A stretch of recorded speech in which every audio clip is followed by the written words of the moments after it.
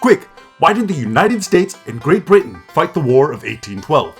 If you're like the jackalope here, you haven't the foggiest. And fair enough, history has come to treat the War of 1812 like its red-headed stepchild, made to sweep the floor for the glorious cause of 1776 or the brutally poignant Civil War.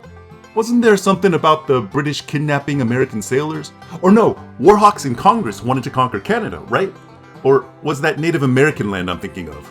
However murky the causes may seem today, in the spring of 1812, many Americans felt that war was inevitable. Indeed, President James Madison wrote to Congress that Great Britain was already in, quote, a state of war against the United States. Forget self, wrote the Richmond Inquirer, and think of America. Never fret, oddly furless hominids, we got you covered. It's Tippecanoe and the Embargo too, the causes of the War of 1812, on this episode of Bigfoot's Great American History Show. At the heart of the friction leading up to the War of 1812 was a British practice that future American President John Quincy Adams called, quote, authorized kidnapping. It went like this. The British Royal Navy required sailors to fight in its ongoing war with Napoleon. To get them, British warship captains would stop American merchant ships and forcibly remove British subjects sailing with the American crews. And if sometimes the ships were stopped in American harbors, or if one or two Americans were impressed along with genuine British subjects, well, it couldn't be helped. After all, it was often difficult to tell the difference, especially as the British did not recognize American naturalization laws.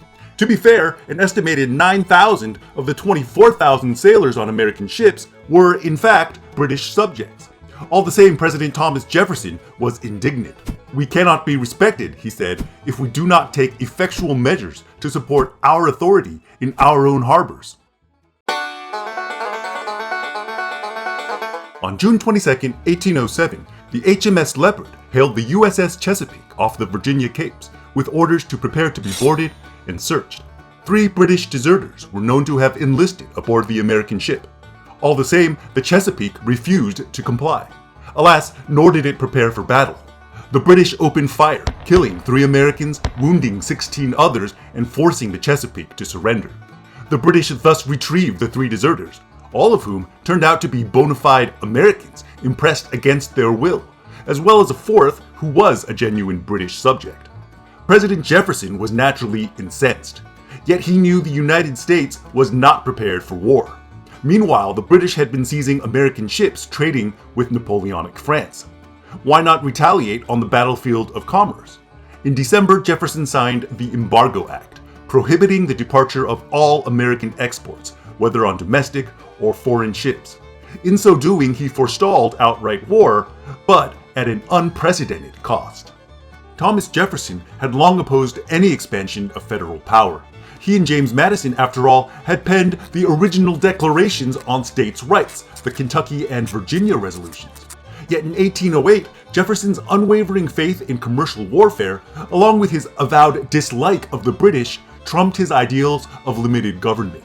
To strengthen the Embargo Act, he authorized the Treasury Department to search and detain American merchant vessels, and required ships involved in the domestic trade to acquire licenses and even to be loaded under the supervision of revenue officers. Suddenly, New England Federalists were the ones trumpeting for states' rights. In 1808, Massachusetts merchants lost over $15 million in freight revenues. Meanwhile, Britain made no concessions regarding impressment or the orders in council forbidding American trade with France. In March of 1809, pressured by New Englanders, Congress repealed the blanket embargo against Jefferson's wishes, replacing it with an embargo against only Britain and France. In 1805, a Shawnee man named Lala Withika received a vision, or so he claimed at least. Hitherto notorious for his drinking, he began denouncing alcohol and the ways of white men. The teachings of the Prophet, as he became known, led to a movement among Native Americans that encouraged tribal unity, a revival of traditional culture, and the rejection of further land concessions to the United States, of which there had been many over the preceding decade. By 1808, the Prophet's older half-brother Tecumseh, a commanding figure and persuasive speaker, had assumed leadership of the movement. That year, the brothers established Prophetstown, a village at the junction of the Wabash and Tippecanoe rivers in present-day Indiana.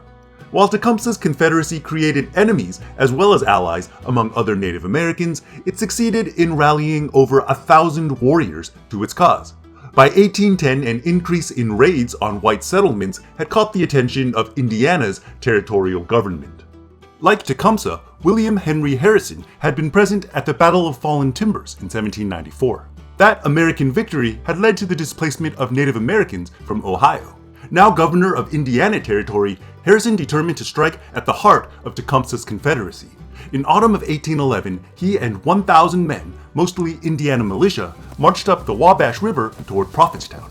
Meanwhile, Tecumseh was away, recruiting tribes in the South for the Confederacy. Had he been at Prophetstown, he might have urged some restraint. Instead, the prophet assured the assembled warriors that their enemies' bullets had turned to mud. Before dawn on November 7th, 700 Native American warriors launched an attack on Harrison's camp. The American force sustained the heavier casualties, including 62 deaths. Yet their bullets had not turned to mud. The Native American Confederacy suffered 38 deaths and, unable to dislodge its opponent, abandoned Prophetstown. The next day, Harrison's troops burned the village to the ground. A Potawatomi chief later testified that redcoats had been present at Prophetstown, urging the attack against the Americans. Whatever the case, the British had certainly supported Native Americans against the US prior to the Battle of Fallen Timbers.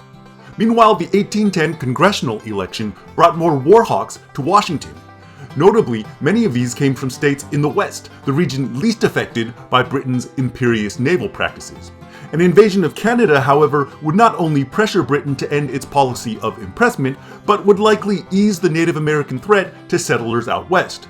And hey, if the US annexed Canada in the bargain, all the better. Ultimately, however, to many Republicans, the failure of the embargo had made war the only acceptable way to show the world that America was no longer a de facto British colony. On June 18, 1812, President Madison signed a congressional declaration of war against the United Kingdom. 2 decades earlier, the outbreak of war between Britain and France unleashed a tempest of controversy in the United States, which ultimately led to the formation of America's first political parties. To learn more, check out this video. Was the 1812 war justified? Let me know your thoughts in the comments below. And if you want to make sure you don't miss my upcoming episode on the War of 1812, don't forget to like, subscribe, and hit that notification bell. Until next time, this is Bigfoot saying so long, and save me a seat at your next campfire.